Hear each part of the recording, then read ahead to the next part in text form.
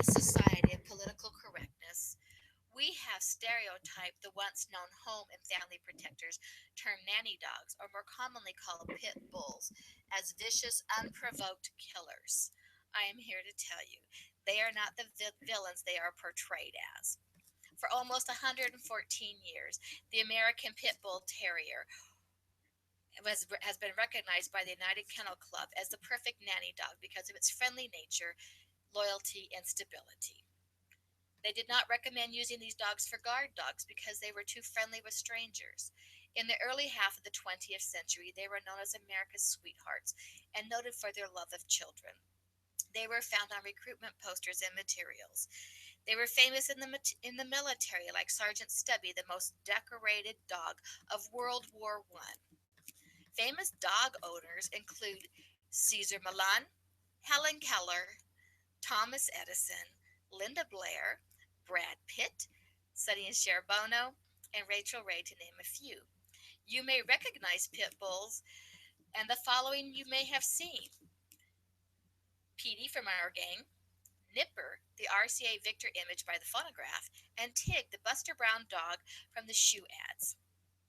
So, what we have is a case of canine racism based upon myths and sensationalized by the media. The Houston Chronicle quotes unnamed officials as placing the blame for the problems on humans. Many of the pit bull attacks are due to the skyrocketing number of poorly bred and badly trained dogs raised by backyard breeders. They are the dog of choice for irresponsible breeders, dog fighters, and those who like the look of just a tough dog. The ASPCA tells us that pit bulls often attract the worst kind of dog owners. A 2009 study in the Journal of Forensic Science found that owners of vicious dogs had significantly more criminal behaviors. Pit bulls are more frequently abused, tortured, abandoned, and euthanized in the United States. The American Veterinary Medicine Association states controlled studies have not identified this breed group as disproportionately dangerous. They do not have locking jaws. That is a myth. Studies have shown, however, that dog bite force is proportionate to the dog size of the breed.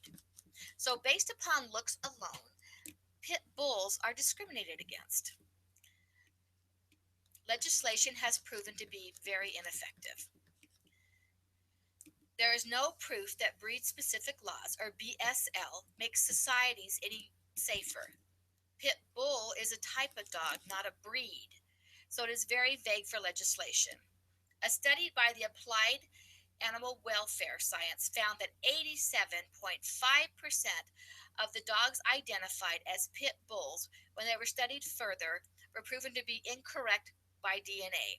In fact, upon review, they discovered that the breed was incorrectly recorded over half the time in dog bite reports. Karen DeLeese, research director for the National Canine Research Council and author of the Pit Bull Placebo, studied every dog bite between the years 2002 and 2005, which totaled 47. What she discovered was 11 dogs involved in fatal attacks with no pit bull characteristics were counted as pit bulls, and their true breeds were never recorded. The CDC, or Center for Disease Control, does not support BSL. Dog bite data has proven to be inaccurate, and identifying breed can be difficult. So, where do we stand, and what can we do? Understand that dogs don't understand anything to do with human rights. Often, the dogs who attack are treated humanely, abused, or trained to just be mean. We should hold the dog owners responsible, not the dogs. Dogs need to be raised in a home that is full of care and love, just like our children do. Young children should never be left alone with any animal. When my sister was an infant, she was left outside for a few minutes as my dad ran into the house to get something. When he came back, the neighbor's cat had its head in her mouth and was suffocating her, trying to get at the milk that she had been drinking. Another instance took place on October 9th, 2000, in New Jersey, where a 6-month-old infant was mauled to death by the family's 4-pound Pomeranian. Dogs should be socialized to accept even those who do not live in the home. This helps reduce aggression.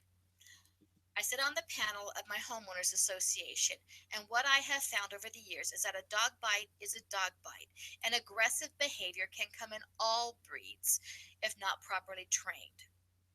No dog is inherently mean. They should always be on a leash when they're outside of the boundaries of the home. Biting is a natural activity for all dogs, and all dogs and many animals have the potential to bite or inflict harm. Properly train all dogs. Do not approach dogs you do not know or you do not know the owners of. We need to encourage dog owners to become knowledgeable about their animals and to train and socialize them so they can become our good dog neighbors. This responsibility is with the dog owner, not the dog who is subjected to the proper or improper training and exposure, just like parents with children. A quote from President Joseph F. Smith regarding animals states, "Kindness to the whole of animal creation, and especially to all domestic animals, is not only a virtue that should be developed, but it is the absolute duty of mankind. It is an unrighteous thing to treat any creature cruelly." I say that pit bulls are victims of canine racism. I have lived with at least 7 pit bulls over the last 40 years and have never experienced one misstep by any of the dogs. Children have yanked their ears and tails. They have stuck their fingers up their nose and rectum. They have pulled on the female's nipples and even tried to ride them without one snap or snarl. There were some groans from the dogs, however. These dogs have proven to be loyal and great nanny dogs, not only to my children, but to my grandchildren.